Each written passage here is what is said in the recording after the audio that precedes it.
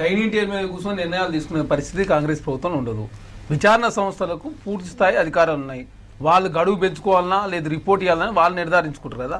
వాళ్ళు సమయం కావాలని చెప్పి కోరిరు, ప్రభుత్వం దానికి సంబంధించి అనుమతి 2 నెలల కాలం పెంచండి అని చెప్పేసి. ఎందుకంటే ఇక పూర్తి స్థాయిలో 109 మంది అధికారులను విచారణ చేశారు. అదే కాకుండా ఆనాడు ఉన్న ఇరిగేషన్ శాఖ మంత్రి హరీష్ రావు గారిని కావచ్చు, ఆనాడు ఉన్న ముఖ్యమంత్రి కేసీఆర్ గారిని కావచ్చు, ఆనాడు ఆర్థిక శాఖ మంత్రి ఈటల రాజేంద్ర గారు ఉన్నారు. ఇంకా ఎందుకంటే 1,02,000 కోట్ల రూపాయలు ఖర్చు పెట్టి ఒక ఎకరం కూడా వాడతలే. కాళేశ్వరం కరెంటు బిల్లే 10,000 కోట్ల రూపాయలు వస్తుందని చెప్పేసి మన కాగు చాలా స్పష్టంగా ప్రకటించింది.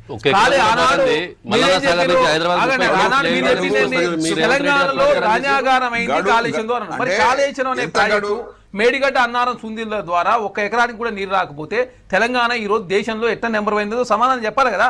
ఆనాడు తెలంగాణ రాష్ట్రంలో బోర్ల మూలంగా తెలంగాణ రాష్ట్ర సాగును పెరిగితే ఆనాడు కాళేశ్వరం చెప్పి ప్రచారం చేసుకుని రెండోసారి మీరే అధికారులకు వచ్చారు.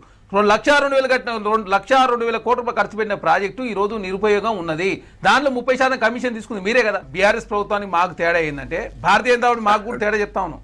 వాళ్ళు ఈడీ అయినా వాళ్ళు బొమ్మంటే పోతారు. కానీ కాంగ్రెస్ ప్రభుత్వం అట్లా మేము విచారణ సంస్థ అధికారాలు ఇచ్చినాం. వాళ్ళు డిసైడ్ చేస్తే తప్ప మేము ఎట్లా డిసైడ్ చేస్తాం? అయితే బీఆర్ఎస్ పార్టీలో డైనింగ్ టేబుల్ కూర్చొని ఇదే మా లిస్టు, వీళ్ళని సస్పెండ్ చేయాలి, వీళ్ళని అరెస్ట్ చేయాలంటే చేసే ఉద్దేశం కాంగ్రెస్ ప్రభుత్వం ఉండదు. మేము కాంగ్రెస్ ప్రభుత్వం అధికారం రాకముందే నీళ్లు నిధులు నియామకాల అస్తిత్వం ప్రజాస్వామ్యం ఉండదు కాంగ్రెస్ ప్రభుత్వం కోరుకుంది. తెలంగాణ రాష్ట్రం ఎక్కడ కూడా చట్టాల ఉల్లంఘన జరుగుతలేదని చాలా స్పష్టం.